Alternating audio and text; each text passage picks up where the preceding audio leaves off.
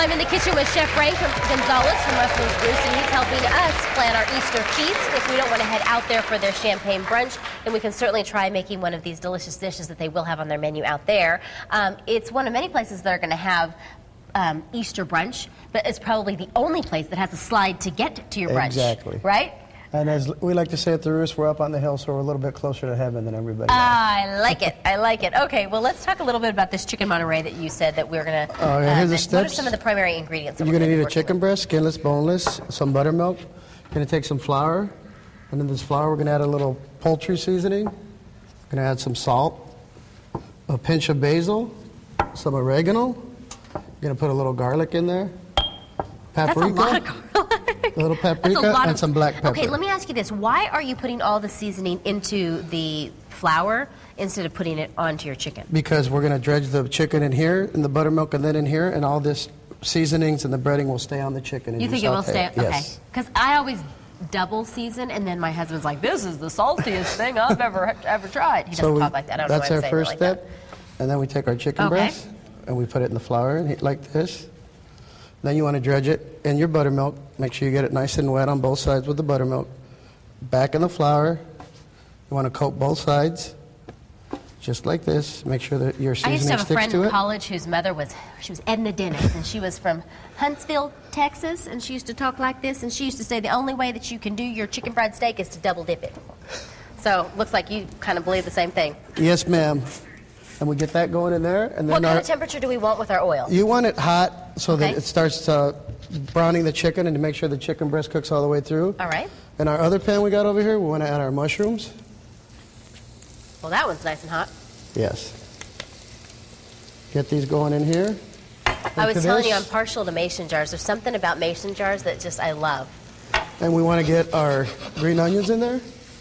And you get this going, and as soon as you see the mushrooms in here, they're going to start to wilt a little bit, moisten up. Then we're going to add the tomatoes and a hint of this white wine. White wine, huh? Yes, ma'am. So we're going to add the white wine after we see them start to sweat a little bit. After we see them start to sweat, yes, we're going to let that go, get all the ingredients in there, sweating together, going. Alrighty.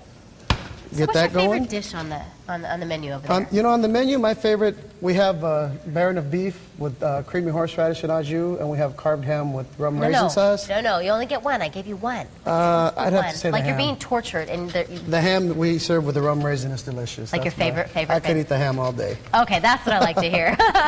Isn't it funny? You go into a restaurant. Do you do this too? Sometimes when you go to a restaurant, you'll ask the waiter, "What's your favorite dish?" Yes. Not that you have the same, palate, but you know that if they have been around the food and they eat that one, that's the one to go for. Exactly. Once our mushrooms are going there, we're going to add our tomatoes.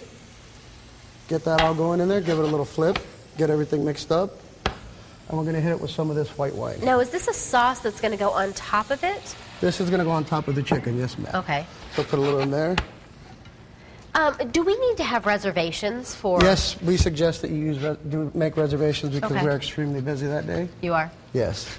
How many people do you have in the kitchen that day? We'll have everybody we have working. I believe we have a staff of 23 in the kitchen right now, 24, so they will all be cooking all day long. Is it crazy busy for you? Is it a stressful day or you love it? We hope we're going to be very busy. We always hope we're going to be very busy. So it's a fun day. You're busy, but you have fun with it. You enjoy it. And you do your Easter egg hunt when you go home? Yes. Or the day before. The day before? So we get this going here. And then when the chicken is finished, it will look like this. Okay.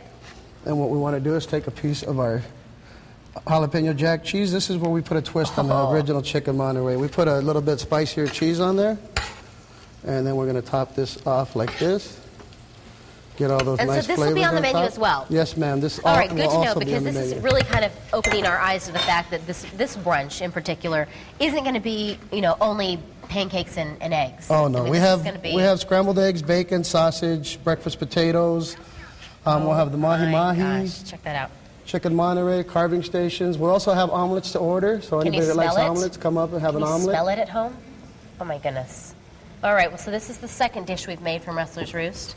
Save this for me because I'm a sucker for cheese. I'm addicted to it. I'm going to eat that cheese all by myself.